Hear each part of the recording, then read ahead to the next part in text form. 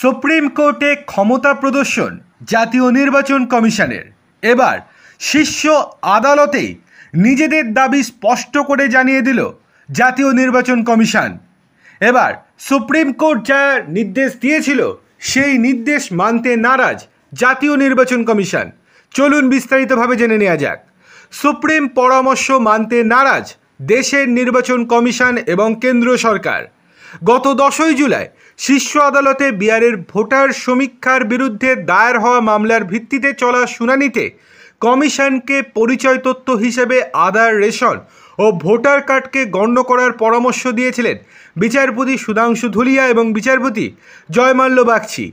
দিন 10 পেরিয়ে সোমবার সেই আবেদনের ভিত্তিতে একটি জবাবি হলফনামা শীর্ষ আদালতে জমা দিয়েছে কমিশন এবং কেন্দ্র। তাতে তারা পরিষ্কারভাবে জানিয়ে দিয়েছে, সংশোধিত ভোটার তালিকায় নাম তোলার জন্য আধার, ভোটার কিংবা রেশন কার্ড কোনো রকমভাবে গ্রাহ্য বা গণ্য হবে না।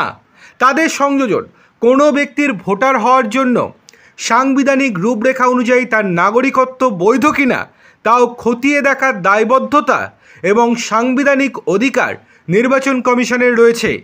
যদিও তারা জানিয়েছে যে কোনো ব্যক্তি ভোটার হতে না পারলে তার নাগরিকত্ব চলে যাবে এমনটাও নয়, কিন্তু কেনই বা রেশন বা আধার কার্ডকে গণ্য করতে চাইছে না কমিশন?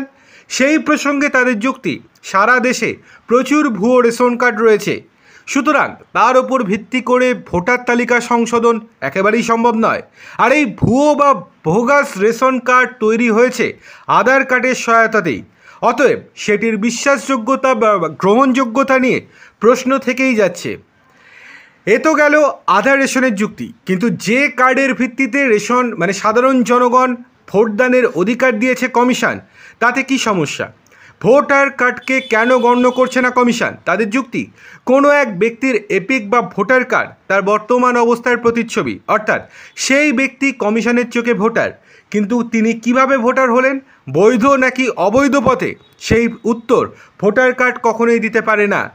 সেই জন্যই এটাকে কখনোই গ্রাহ্য করা বা গণ্য করা হবে না।